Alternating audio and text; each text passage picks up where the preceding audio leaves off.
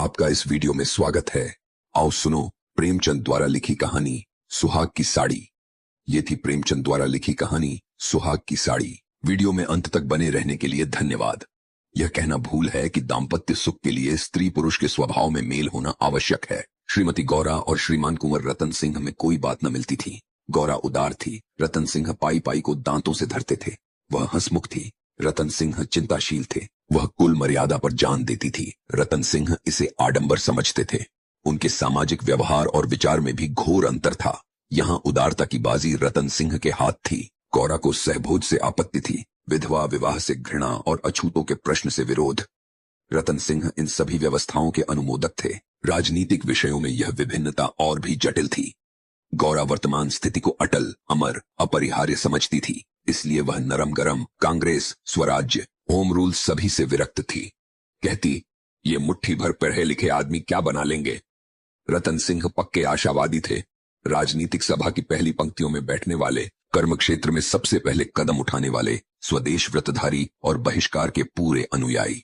इतनी विषमताओं पर भी उनका दाम्पत्य जीवन सुखमय था। कभी कभी उनमें मतभेद अवश्य हो जाता था, पर वे समीर के वे झोंके थे जो स्थिर जल को हल्की हल्की लहरों से आभूषित कर देते हैं। वे प्रचंड झोंके नहीं जिनसे सागर विप्लव क्षेत्र बन जाता है। हल्की सी सदिच्छा सारी विषमताओं और मतभेदों का प्रतिकार कर देती थी। विदेशी वस्त्रों की होलियां जलाई जा रही थीं। स्वयं सेवकों के जत्थे भिखारियों की भांति द्वारों पर द्वार हो होकर विलायती वस्त्रों की भिक्षा मांगते थे, और ऐसा कदाचित ही कोई द्वार था जहां उन्हें निराश होना होता हो। खद्दर और गाढ़े के दिन फिर गए थे। नयन सुख, नयन दुख, मलमल और तंजेब तनबेद हो गए थे।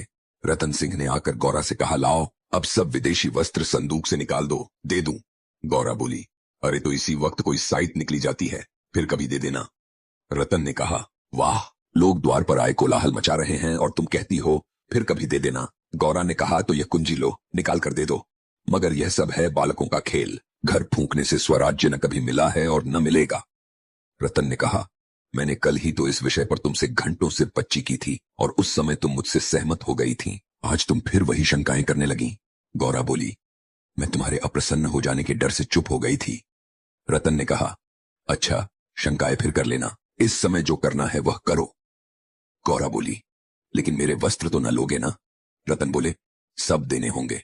विलायत का एक सूत भी घर में रखना मेरे प्रण को भंग कर देगा। इतने में राम टहल साइस ने बाहर से पुकारा, सरकार, लोग जल्दी मचा रहे हैं, कहते हैं अभी कई मोहल्लों का चक्कर लगाना है, कोई गाढ़े का अंश हो तो मुझे भी मिल जाए। मैंने भी अपने वस्त्र दे दिए।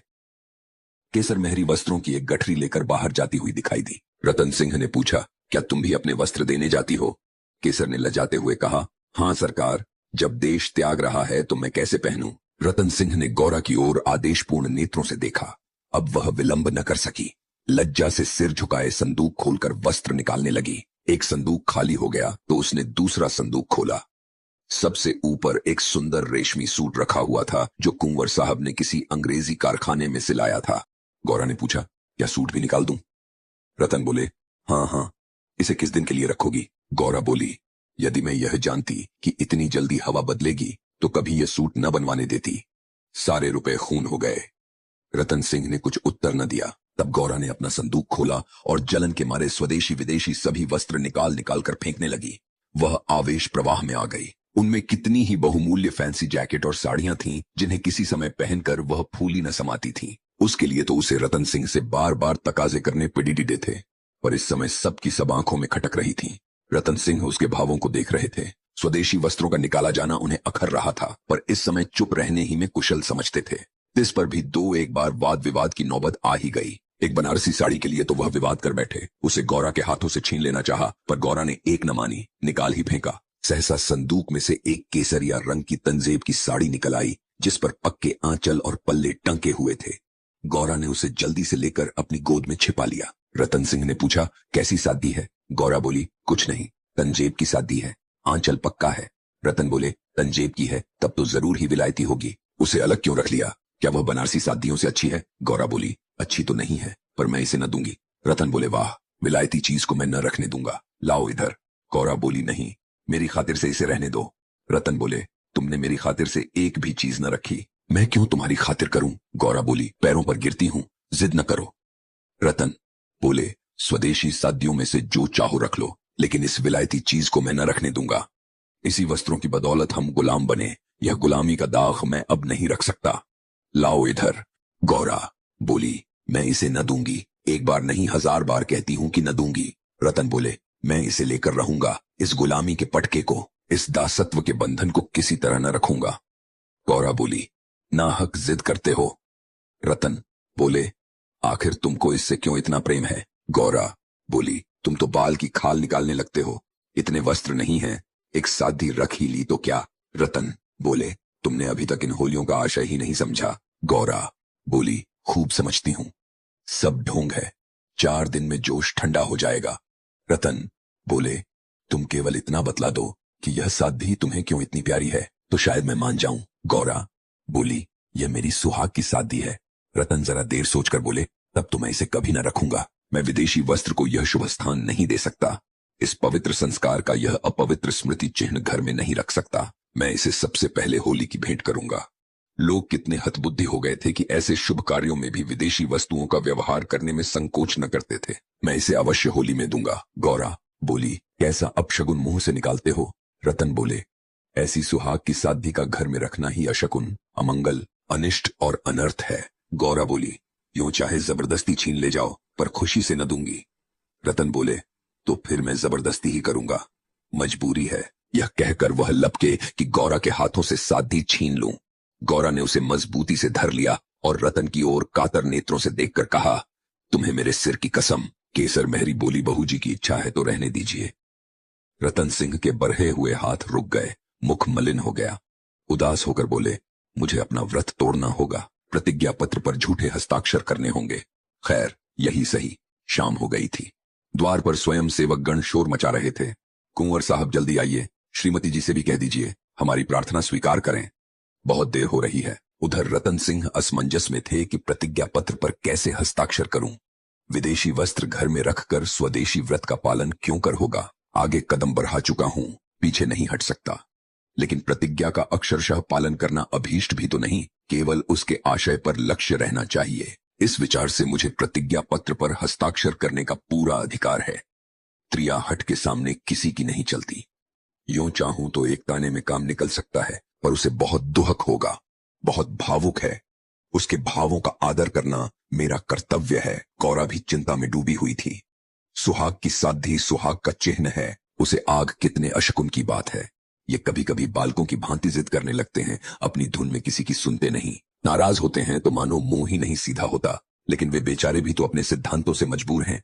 झूठ से उन्हें घृणा है। प्रतिज्ञा पत्र पर झूठी स्वीकृति लिखनी होगी। उनकी आत्मा को बहुत दुहक होगा। घोर धर्म संकट में होंगे। यह भी तो नहीं हो सकता कि सारे शहर में स्वदेशानुरागियों के सिर मौर बनकर उस प्रतिज्ञा पत्र पर हस्ताक्षर करने से आनाकानी करें। कहीं मुंह दिखाने को जगह न रहेगी। लोग समझेंगे बना हुआ है। पर शकुन की चीज कैसे दूं? इतने में उसने राम टहल साइज को सिर पर वस्त्रों का गट्ठर लिए बाहर जाते देखा। केसर मेहरी भी एक गट्ठर सिर पर रखे हुए थी। पीछे पीछे रतन सिंह हाथ में प्रतिज्ञा पत्र लिए जा रहे थे। उनके चेहरे पर ग्लानि की झलक थी, जैसे कोई सच्चा आदमी झूठी गवाही देने जा रहा हो। गौरा को देखकर उन्होंने आंखें फेर लीं और चाहा कि उसकी निगाह बचाकर निकल जाऊं। गौरा को ऐसा जान लगा कि उनकी आंखें डबडबाई हुई हैं। वह राह रोककर बोली, जरा सुनते जाओ। रतन बोले, जाने दो, दिख न करो, लोग बाहर ही हैं। उन्होंने चाहा कि पत्र को छिपा लूं, पर गौरा ने उसे उनके हाथ से छीन लिया। उसे गौर से पढ़ा और एक क्षण चिंतामग्न रहने के बाद बोली, वह साधी भी लेते जाओ। रतन बोले, रहने दो, अब तो मैंने झूठ लिख ही दिया। गौरा बोली, मैं क्या जानती थी कि तुम ऐसी भारी प्रतिज्ञा कर रहे हो। रतन बोले, यह तो मैं तुमसे पहले कह चुका था। गौरा बोली, मेरी भूल थी, क्षमा कर दो और इसे लेते जाओ। रतन बोले, जब तुम इसे देना अशकुन समझती हो तो रहने दो। तुम्हारी खातिर हल्का सा झूठ बोलने में मुझे कोई आपत्ति नहीं है। गौरा बोली, नहीं, लेते जाओ। अमंगल के भय से तुम्हारी आत्मा का हनन नहीं करना चाहती। यह कहकर उसने अपनी सुहाग की साधी उठाकर पति के हाथों में रख दी। रतन ने देखा, गौरा के चेहरे पर एक रंग आता है, एक रंग जाता है, जैसे कोई रोगी अंतरस्थ विषम वेदना को दबाने की चेष्टा कर रहा हो। उन्हें अपनी अहृदयता पर लज्जा आई। हाँ, केवल अपने सिद्धांत की रक्षा के लिए, अपनी आत्मा के सम्मान के लिए मैं इस देवी के भावों का वध कर रहा हूं। यह अत्याचार है। साधी गौरा को देकर बोले, तुम इसे रख लो, मैं प्रतिज्ञा पत्र को फाड़ डालता हूं। गौरा ने दृढ़ता से कहा, तुम न ले जाओगे तो मैं खुद जाकर दे आऊंगी। रतन सिंह विवश हो गए। साधी ली और बाहर चले आए। उसी दिन से गौरा के हृदय पर एक बोझ सा रहने लगा।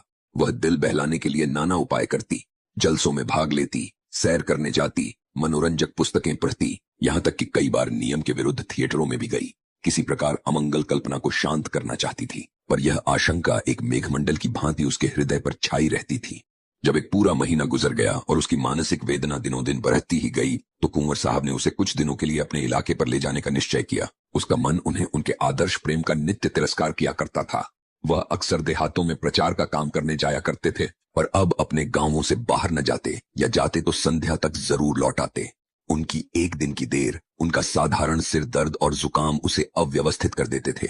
वह बहुधा बुरे स्वप्न देखा करती। किसी अनिष्ट के काल्पनिक अस्तित्व की छाया उसे अपने चारों ओर मंडराती हुई प्रतीत होती थी। वह तो देहात में गई हुई आशंकाओं की कठपुतली बनी हुई थी। इधर उसकी सुहाग की साध्वी स्वदेश प्रेम की वेदी पर भस्म होकर रद्दी प्रदायिनी भभूत बनी हुई थी। दूसरे महीने के अंत में रतन सिंह उसे लेकर लौट आए। गौरा को वापस आए 3-4 दिन हो चुके थे, पर असबाब के संभालने और नियत स्थान पर रखने में वह इतनी व्यस्त रही कि घर से बाहर न निकल सकी थी। कारण यह था कि केसर महरी उसके जाने के दूसरे ही दिन ही चली गई थी, और अभी उतनी चतुर दूसरी महरी मिली न थी। कुंवर साहब का साइस राम टहल भी चला गया था। बेचारे कोचवान को साइस का भी काम करना होता था। संध्या का समय था। गौरा बरामदे में बैठी आकाश की ओर इकटक होकर ताक रही थी। चिंताग्रस्त प्राणियों का एकमात्र यही अवलंब है। सहसा रतन सिंह ने आकर कहा, चलो आज तुम्हें स्वदेशी बाजार की सैर करा लावें। यह मेरा ही प्रस्ताव था, पर 4 दिन यहां आए हो गए, उधर जाने का अवकाश ही न मिला। गौरा बोली, मेरा तो जाने को जी नहीं चाहता, यहीं बैठकर कुछ बातें करो। रतन बोले, नहीं, चलो देख आवें, 1 घंटे में लौट आवेंगे। अंत में गौरा राजी हो गई। इधर महीनों से बाहर न निकली थी। आज उसे चारों तरफ एक विचित्र शोभा दिखाई दी। बाजार कभी इतनी रौनक पर न था। वह स्वदेशी बाजार में पहुंची तो जुलाहों और कोरियों को अपनी अपनी दुकानें सजाए बैठे देखा। सहसा एक वृद्ध कोरी ने आकर रतन सिंह को सलाम किया। रतन सिंह चौंक कर बोले, राम टहल, तुम अब कहां हो? राम टहल का चेहरा श्री संपन्न था। उसके अंग अंग से आत्मसम्मान की आभा झलक रही थी। आंखों में गौरव ज्योति थी। रतन सिंह को कभी अनुमान न हुआ था कि अस्तबल साफ करने वाला बुढ़ा राम टहल इतना सौम्य, इतना भद्र पुरुष है। वह बोला, सरकार, अब तो अपना कारोबार करता हूं। जब से आपकी गुलामी छोड़ी तब से अपने काम में लग गया। आप लोगों की निगाह हम गरीबों पर हो गई, हमारा भी गुजर हो रहा है। नहीं तो आप जानते ही हैं कि किस हालत में था। जात का कोरी हूं, पर पापी पेट के लिए चमार बन गया था। रतन बोले, तो भाई अब मुंह मीठा कराओ। यह बाजार लगाने की मेरी ही सलाह थी। बिक्री तो अच्छी होती है। राम टहल बोला, हाँ सरकार, आजकल खूब बिक्री हो रही है। माल हाथों हाथ खत्म हो जाता है। यहां बैठते हुए 1 महीना हो गया है, पर आपकी कृपा से लोगों के 4 पैसे थे, वे बेबाक हो गए। भगवान की दया से रूखा सूखा भोजन भी दोनों समय मिल जाता है, और क्या चाहिए। मलकिन की सुहाग की साध्वी का होली में आना कहिए और बाजार का चमकना कहिए। लोगों ने कहा, जब इतने महान आदमी होकर ऐसे शकुन की चीज की परवाह नहीं करते, तो फिर हम विदेशी कपड़े डिड्डे क्यों रखें। जिस दिन होली जली है उसके 2-3 दिन पहले ही सरकार इलाके पर चले गए थे। उसके पहले भी सरकार कई दिनों तक घर से बहुत कम निकलते थे। मैं तो यही कहूंगा कि यह सारी माया उसी सुहाग की साध्वी की है। इतने में एक अधेद स्त्री गौरा के सामने आकर बोली, बहू जी, मुझे भूल तो नहीं गई। गौरा ने सिर उठाया तो सामने केसर महरी थी। वह सुंदर साध्वी पहने हुए थी। हाथ पांव में मामूली गहने भी थे। चेहरा खिला हुआ था। स्वाधीन जीवन का गौरव एक एक भाव से प्रस्फुटित हो रहा था। गौरा ने कहा, इतनी जल्दी भूल जाऊंगी? अब कहां हो? हमें लौटने भी न दिया, बीच में ही चल भागी। केसर बोली, क्या करूं सरकार, अपना काम चलते देखकर सब्र न हो सका। जब तक रोजगार न चलता था तब तक लाचारी थी। पेट के लिए सेवा टहल, करम कुकरम सभी करना होता था। अब आप लोगों की दया से हमारे भी दिन लौटे हैं। अब दूसरा काम नहीं किया जाता। अगर बाजार का यही रंग रहा तो अपनी कमाई खाए न चुकेगी। यह सब आपकी साध्वी की महिमा है। उसकी बदौलत हम गरीबों के कितने ही घर बस गए। 1 महीना पहले इन दुकान वालों में से किसी को रोटियों का ठिकाना न था। कोई साइसी करता था, कोई तासे बजाता था, यहां तक कि कई आदमी मेहतर का काम करते थे। कितने ही भीख मांगते थे। अब सब अपने धंधे में लग गए हैं। सच पूछो तो तुम्हारी सुहाग की साध्वी ने हमें सुहागिन बना दिया, नहीं तो हम सुहागिन होते हुए भी विधवाएं थीं। सच कहती हूँ, कई जबानों से नित्य यही दुआ निकलती है कि आपका सुहाग अमर हो, जिसने हमारी जात को सुहाग दान दिया। रतन सिंह एक दुकान पर बैठकर कुछ वस्त्र देखने लगे। गौरा का भावुक हृदय आनंद से पुलकित हो रहा था। उसकी सारी अमंगल कल्पनाएं स्वप्नवत विच्छिन्न होती जाती थीं। आंखें सजल हो गई थीं और सुहाग की देवी अश्रु संचित नेत्रों के सामने खड़ी आंचल फैलाकर उसे आशीर्वाद दे रही थी। उसने रतन सिंह को भक्तिपूर्ण आंखों से देखकर कहा, मेरे लिए भी एक साथी ले लो। जब गौरा यहां से चली तो रोड की बिजलियां जल चुकी थीं। प्रकाश था, उसका हृदय भी आनंद के प्रकाश से जगमगा रहा था। रतन सिंह ने पूछा, सीधे घर चलूं? गौरा बोली, नहीं, छावनी की तरफ होते चलो। रतन बोले, बाजार खूब सजा हुआ था। गौरा बोली, यह जमीन लेकर एक स्थायी बाजार बनवा दो, स्वदेशी वस्त्रों की दुकानें हों और किसी से किराया न लिया जाए। रतन बोले, बहुत खर्च होगा। गौरा बोली, मकान बेच दो, रुपए ही रुपए हो जाएंगे। रतन बोले, और रहें वृक्ष तले? गौरा बोली, नहीं, गांव वाले मकान में। रतन बोले, सोचूंगा। गौरा जरा देर में बोली, इलाके भर में खूब कपास की खेती कराओ, जो कपास बोए उसकी बेगार माफ कर दो। रतन बोले, हाँ, तदबीर अच्छी है, दूनी उपज हो जाएगी। गौरा कुछ देर सोचने के बाद बोली, लकड़ी बिना दाम दो तो कैसा हो, जो चाहे चरखे बनवाने के लिए काट ले जाए। रतन बोले, लूट मच जाएगी। गौरा बोली, ऐसी बेईमानी कोई न करेगा। जब उसने गाड़ी से उतरकर घर में कदम रखा तो चित्त शुभ कल्पनाओं से प्रफुल्लित हो रहा था, मानो कोई बचद्दा खूंटे से छूटकर किलोले कर रहा हो। ये थी प्रेमचंद द्वारा लिखी कहानी सुहाग की साड़ी। वीडियो में अंत तक बने रहने के लिए धन्यवाद।